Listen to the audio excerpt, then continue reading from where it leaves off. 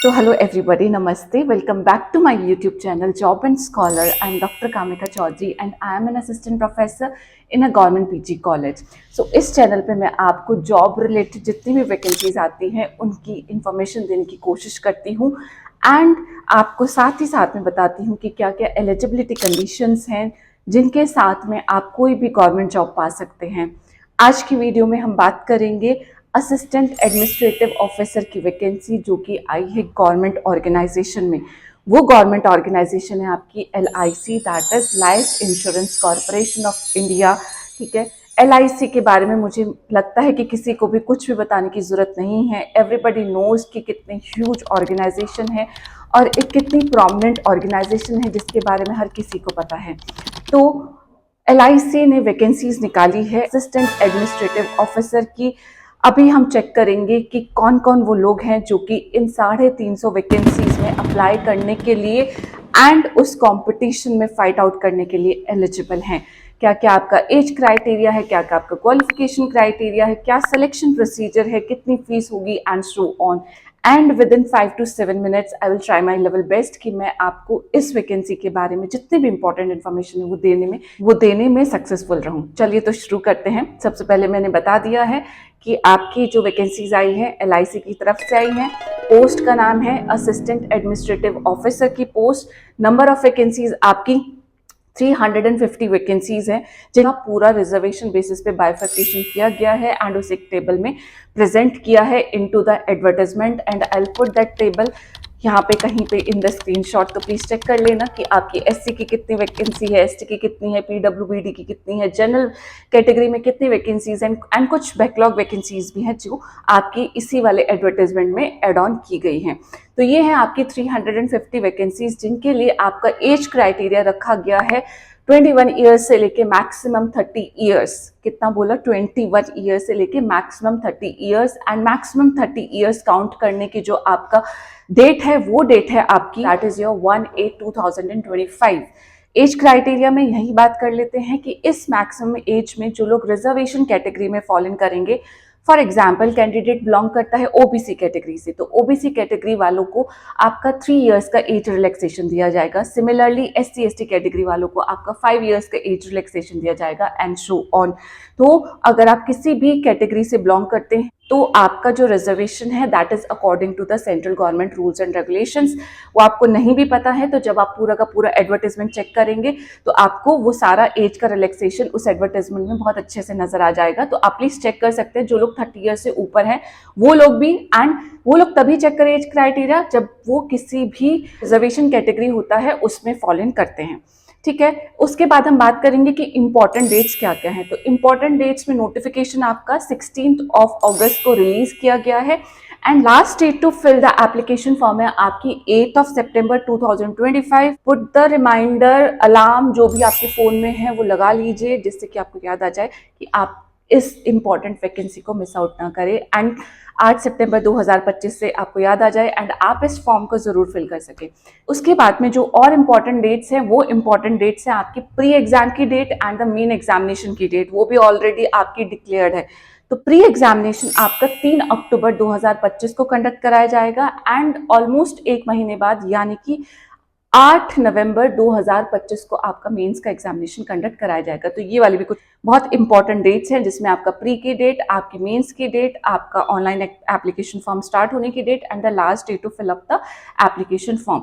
तो ये हो गया आपका एप्लीकेशन फॉर्म की इंपॉर्टेंट डेट्स के बारे में। इसी के बाद में बात करती हूँ कि आपका जो एजुकेशन क्वालिफिकेशन है वो क्या लिखी गई है। तो सिंपल सा एजुकेशन क्वालिफिकेशन का जो डिक्लेरेशन है इनटू द एडवर्टाइजमेंट वो सिर्फ एक लाइन का है जिसमें लिखा गया है कि आप बैचलर्स डिग्री आपके पास होनी चाहिए from a recognized university and that bachelor's degree could be anything. It could be a BA, BSc, BCom and what not. आपने किसी भी सब्जेक्ट में, आपने म्यूजिक, आपने मास कम्युनिकेशन, आपने एनीथिंग, आपका कोई भी सब्जेक्ट है बट आपने क्या किया है आपने बीवीएससी की है, आपने एमबीबीएस की है, आपने जो कुछ भी आपने जो भी डिग्री आपने ली है, बस उस डिग्री में आपके पास क्या होना चाहिए, bachelors degree in that particular subject, क्योंकि सब्जेक्ट मैटर नहीं कर रहा है, सब्जेक्ट का कोई भी स्पेसिफिकेशन मेंशन आउट नहीं है, just a bachelors degree is required. तो आप किसी भी पर्टिकुलर सब्जेक्ट से हैं, आपको सेकेंड थॉट की जरूरत नहीं है कि हम इस पर्टिकुलर सब्जेक्ट से हैं, क्या हम एलिजिबल है या नहीं है। आपके पास बैचलर्स की डिग्री है, आप ग्रेजुएट है, you are eligible to fill up this form. Plus important information यहाँ पे ये भी है कि ना तो आपके 10th के मार्क्स मैटर करते हैं, ना आपके 12th के मार्क्स मैटर करते हैं, बस आप पास होने चाहिए, और ना ही आपके बैचलर्स में आपने कितने मार्क्स सिक्योर किए हैं ये मैटर करता है, ठीक है। तो परसेंटेज का कोई भी आपका क्राइटेरिया नहीं है, बस आप एक पर्टिकुलर परसेंटेज के साथ आपके पास डिग्री प्रेजेंट होनी चाहिए हो, ठीक है। एक्चुअली आपका जो सिलेक्शन प्रोसीजर है that is going to include आपका 3 स्टेप्स का सिलेक्शन प्रोसीजर होने वाला है। फर्स्ट स्टेप आपका प्रीलिमिनरी एग्जामिनेशन होगा, सेकंड स्टेप में आपका मेंस का एग्जामिनेशन होगा, एंड थर्ड स्टेप में आपका इंटरव्यू होगा।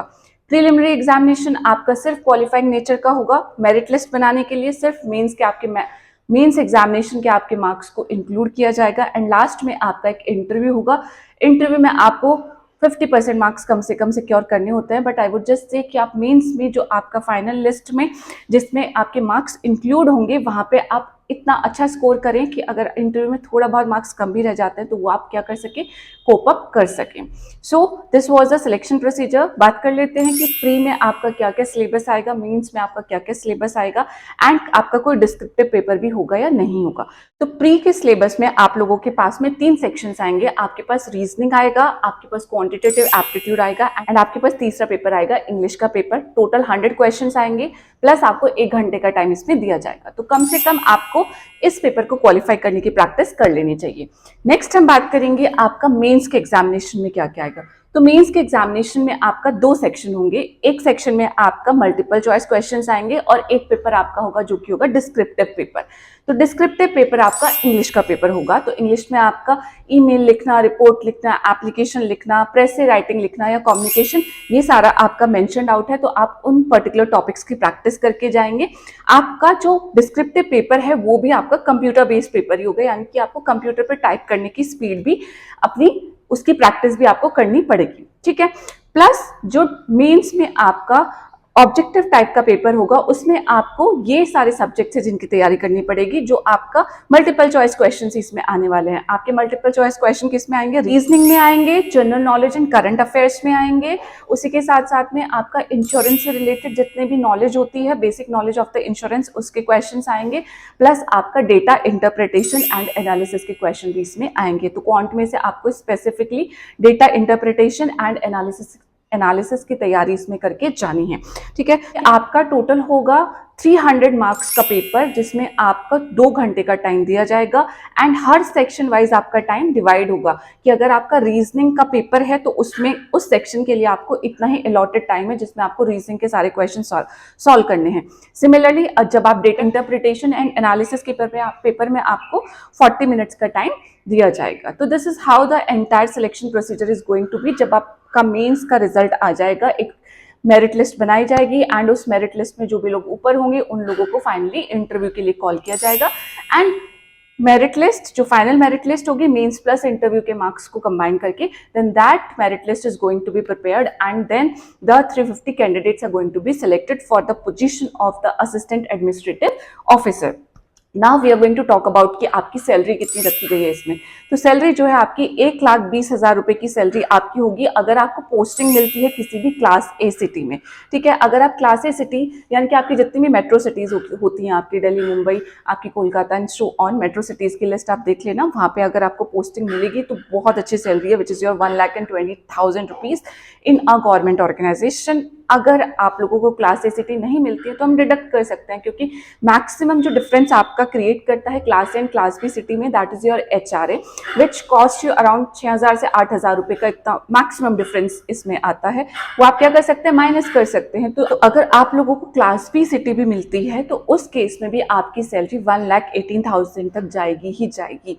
सो it is going to be a very good salary. Degree भी सिर्फ बैचलर्स की मांगी है। उसी के साथ साथ में आप इमेजिन कर सकते हैं कि कोई असिस्टेंट प्रोफेसर भी बनता है ना, दैट टू उसकी फर्स्ट सैलरी इतनी नहीं होती है, ठीक है। आपकी entry salary assistant professor even after doing your graduation, post graduation, आपका नेट का एग्जामिनेशन एंड व्हाट नॉट, इतने सारे आपके क्वालिफाइंग क्राइटेरिया होते हैं किसी भी असिस्टेंट प्रोफेसर बनने के केस में, but then also the assistant professor do not get this much of the entry level salary. So work hard and give your best to be in to the bestest of the organisation, that too आपकी जो organisation है it's a government organisation, purely government base, आप लोगों को सभी को पता है, ठीक है। तो ये कुछ थे इंपॉर्टेंट डिटेल्स इस पर्टिकुलर वैकेंसी के बारे में। अगर आपको कोई और इन्फॉर्मेशन चाहिए तो प्लीज मुझे कमेंट कर देना, कमेंट में I will just try to answer everybody, ठीक है। अगर आपको ये वीडियो इन्फॉर्मेटिव लगती है देन ऑल्सो प्लीज कमेंट। अगर आपको एडवर्टाइजमेंट से रिलेटेड कोई कमेंट नहीं भी है, उसके अलावा कोई क्वेरी नहीं भी है, तब भी कमेंट कर सकते हैं, आप मेंशन आउट कर सकते हैं कि वीडियो कैसी है कैसी नहीं है। एंड प्लीज आप अगर वीडियो को देख रहे हैं तो subscribe to my channel and I will come back with such more kind of the informative job related vacancy वाली वीडियोस। टिल देन अपना ध्यान रखिएगा, वापस से मिलती हूँ आपको एक नई वीडियो में, तब तक के लिए थैंक यू सो मच। जय हिंद, नमस्ते, बाय बाय।